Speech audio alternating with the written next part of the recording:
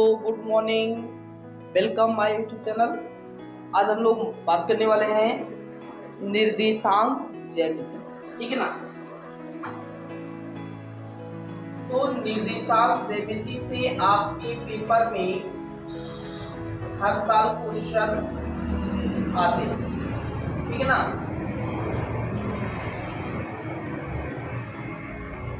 ठीक है, ये क्लास 9th है और 10th है और क्या नाम है 12th, सभी क्लासों में इसका चैप्टर है, ठीक है ना।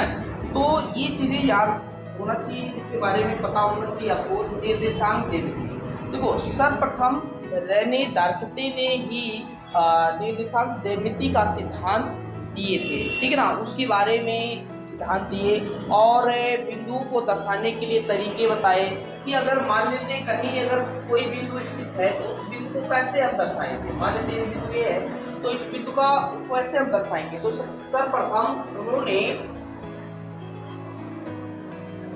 एक्स अक्ष और वाई अक्ष, जिसको बोलते हैं निर्देशांक अक्ष, मतलब किसी बिंदु को दर्शाने के लिए, स्थिति को दर्शाने के लिए हमको निर्देशांक अक्ष की जरूरत पड़ती है। और समतल में ये आपको दिखाई दे रहा है, ये दो अक्ष में, इसमें ये हमारा एक्स अक्ष, बात करूँ इसको वाई अक्ष, है ना।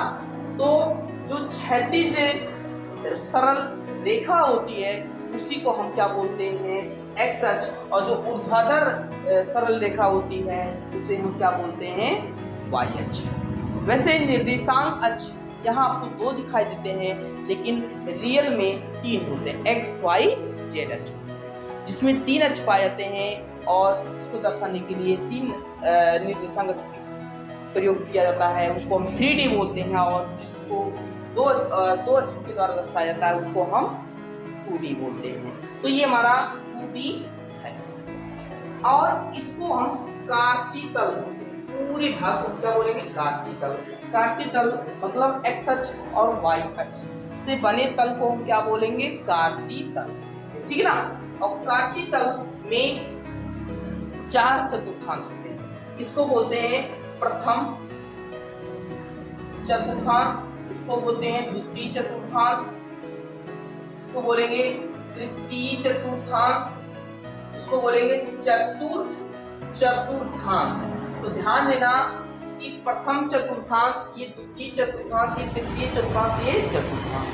तो ये चार चतुर्थांशों से मिल करके ये कार्तितल का निर्माण हुआ, अर्थात एक्स अक्ष और वाई अक्ष से मिलकर ही क्या, कार्तितल का निर्माण होता है, ठीक है ना।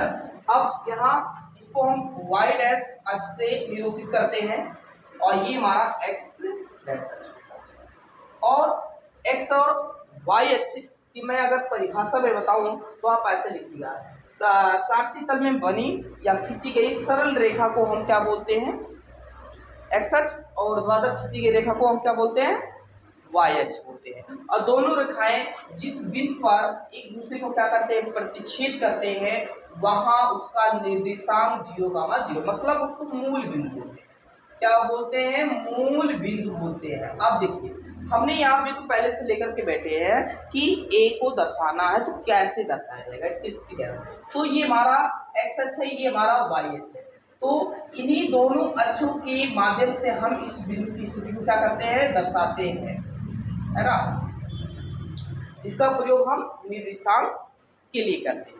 अब देखिए यहाँ हमारा 1 2 3 4 5 6 7 8 है, इधर 1 2 3 4 5 6 है, ठीक है ना। तो चलिए हम थोड़ा सा यहाँ चलिए इसको कम करते हैं, यहाँ 2 और सॉरी यहाँ 2 कर देते हैं, यहाँ 3 कर देते हैं, और यहाँ 4, यहाँ 5, थोड़ा सा चेंज करेंगे। अब देखिए ये जो है बिंदु ए है वो एक्स अक्ष से कितनी दूरी पर है, ये एक्स अक्ष से कितनी दूरी पर है, 1 2 3 बिंदु पर 3 जो है बिंदु पर है।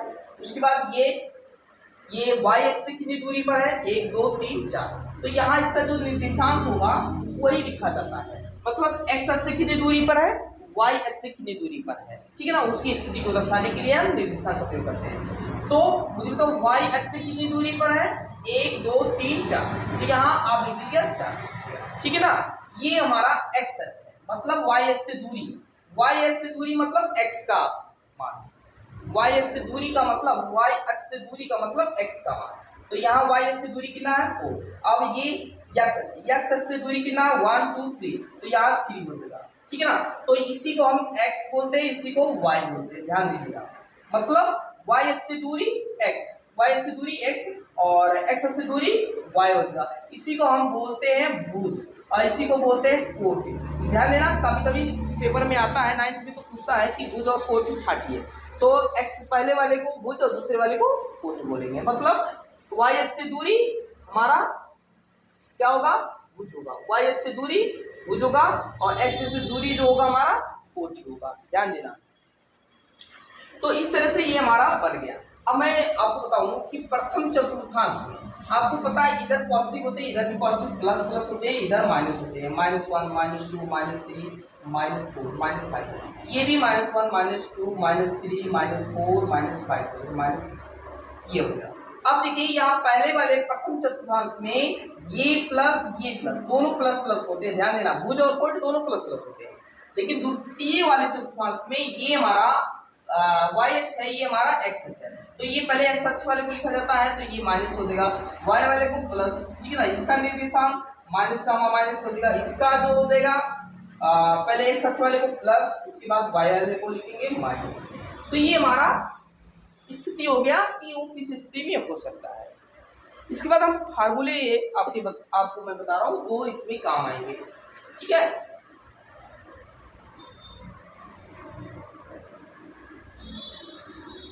तो किसी भी दो बिंदु के बीच की दूरी हमको निकालना, किन्हीं भी दो बिंदु को मान लेते बिंदु हमारे पास ए, इसका निर्देशांक x1 y1 है, तथा बी, इसका निर्देशांक x2 y2 है, इसके बीच की दूरी हमको निकालना है, ठीक है ना।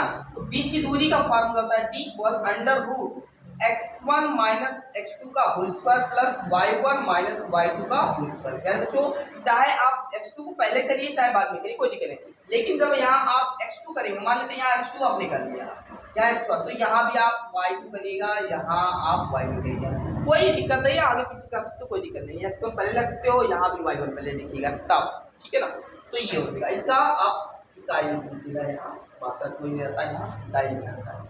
उसके बाद यदि आपको दो बिंदु दे देता है, बिंदु ए जैसे मान लेते हैं यहाँ x1 और ये y1 है, तथा बिंदु आपके पास है x2 और y2 है, इनके मध्य निर्देशांक निकालना है। ये जैसे दो निर्देशांक यहाँ पर है a और b, पहले मैंने बीच की दूरी के लिए मैंने बताया ये सूत्र, लेकिन इन दोनों के मध्य एक निर्देशांक निकालना था, तो इसका मध्य का जो निर्देशांक होता है, मान लेते हैं ये हमारा कैपिटल X कैपिटल Y, ध्यान दीजिए, इसका निर्देशांक हमको निकालना, तो x का जो निर्देशांक बनेगा x का मान वो बनेगा, एक ही में लिख दे x का मान y इक्वल टू हो जाएगा x1 + x2/2 plus y1 + y2/2। ध्यान देना कि अगर इन दोनों के मध्य x1 y1 और x2 y2 के मध्य अगर आपको निर्देशांक निकालना है, तो x1 + x2/2 y1 + y2/2 का फार्मूला हम ये लगा करके मध्य का निर्देशांक निकाल लेंगे, अब बीच की दूरी का ये फार्मूला हो जाएगा। लेकिन कभी कभी संरेख आता है, क्षेत्रफल निकालने के लिए आता है, तो कैसे हम निकालेंगे, चलिए देखिए। और इसमें त्रिभुज जांच करने के लिए भी आता है कि ये समबाहु त्रिभुज है या नहीं है। इससे क्वेश्चन आया हुआ था पेपर में, मैंने देखा उसमें, तो ये मान लेते हैं इसका निर्देशांक 3, 2 है, इसका 2, 5 है, इसका 5, 3 है, तो कह रहा है कि ये समबाहु त्रिभुज है या नहीं है। समबाहु त्रिभुज मतलब इसकी तीनों भुजाएं क्या होती है, बराबर होती है, तो ये बीच की दूरी निकाल लीजिए, ये बीच की दूरी निकालिए, ये बीच की दूरी निकालिए, अगर तीनों दूरियां बराबर होती हैं तो ये समबाहु त्रिभुज है, ये दो दूरियां समान है तो ये समद्विबाहु त्रिभुज है, लेकिन तीनों अलग अलग है तो ये भी समबाहु त्रिभुज है, ध्यान देना, ठीक है ना बच्चों। इसके बाद हम लोग पढ़ने वाले हैं कि संरेख कैसे किया जाए, सिद्ध किया जाएगा। तो संरेख करने का मतलब क्या, पहले हम त्रिभुज का क्षेत्रफल बताओ, त्रिभुज का क्षेत्रफल का जो सूत्र होगा जब निर्देशांक दिए रहते हैं, तो इसका फार्मूला डायरेक्ट आप लिखिएगा x1 y2 - y3 और plus x2 y3 - y1 plus x3 y1 minus y2 हो जाएगा। बच्चों ये फार्मूला याद रखिएगा, इसका जो यूनिट लिखिएगा वर्ग इकाई लिखिएगा, वर्ग इकाई लिखिएगा। क्या लिखिएगा? वर्ग इकाई लिखिएगा। ध्यान दीजिएगा, ये त्रिभुज का क्षेत्रफल है जब वो आपको तीन निर्देशांक दिए रहेंगे, x1 यहाँ y1 और x2 y2 और x3 y3 तीन बिंदु दिए रहेंगे और उसका क्षेत्रफल निकालना हो तो आप डायरेक्टली निकाल सकते हो। मान लेते कोई त्रिभुज हो, ऐसे निर्देशांक दे दिया जाए तो इसका क्षेत्रफल ये निकालना हो तो इस फार्मूले का यूज हम कर सकते हैं। लेकिन अगर संरेख सिद्ध करने के लिए आ गया, क्या आ गया? संरेख। तो संरेख सिद्ध होने का मतलब कि त्रिभुज का जो क्षेत्रफल है वो क्या होना चाहिए? 0 होना चाहिए। ठीक है ना? अब कुछ करना नहीं है, त्रिभुज ए का मान जो है 0 के बराबर कर दीजिए। अगर त्रिभुज ए का मान 0 हो जा रहा है, मतलब सभी बिंदु को रखने पर इस त्रिभुज का क्षेत्रफल 0 हो जा रहा है, तो वो संरेख है, वरना नहीं है। ठीक है ना? तो वो बिंदु संरेख है। कभी कभी कहता है क्वेश्चन संरेख है, दिए गए निर्देशांक संरेख है, दिए गए निर्देशांक क्या है? संरेख है, दिए गए निर्देशांक संरेख है। तो P का मान निकालिए, P का मान निकालिए, कोई दिक्कत नहीं है। आप यही फार्मूला लगा करके 0 के बराबर कर दीजिएगा, बाकी आपका आंसर आ जाए। जैसे मान लेते हैं 2 का मान P आ गया, 3 का मान 5 और 4 का मान 2 आ गया। फिर बच्चों देखो, अब यहाँ ये हमको दे दिए निर्देशांक, यहाँ हमको चर राशि दिया गया, P दिया गया, इसका मान निकालना है। और ये संरेख है, बता रहा है संरेख है, कोई दिक्कत नहीं, आप यही लगा दीजिए और उसको डायरेक्टली आप उधर ले जाओगे 0 से, कोई दिक्कत नहीं है। आप ऐसे रखिए x1 और y2 minus y3 plus x2 और y3 माइनस y1 और plus x3 y1 minus y2 equal to 0। अब कुछ करना नहीं है, बस आप जो जो मान दिया ना उसी को उठा करके यहाँ रख दीजिए। और जैसे यहाँ हमारा x1 ये हो जाएगा, y1 हो जाएगा, ये x2 हो जाएगा, y2 हो जाएगा, ये x3 हो जाएगा, ये y3, सबका मान रखने के बाद आप हल कर लीजिए, आपका p का मान आ जाएगा। ठीक है ना बच्चों? तो इतना ही आपके जो है चैप्टर में फार्मूले हैं क्लास 10 तक, और इंटर लेवल पे भी ये फार्मूले यूज हो जाएंगे, कोई दिक्कत नहीं है। ठीक है ना? तो आप इसको हल कर सकते हैं। और एक अनुपात का आता है, तो अनुपात वाला फार्मूला हम थोड़ा सा हिंट दे रहे हैं, लेकिन आपको हम बाद में बताएंगे। ठीक है ना?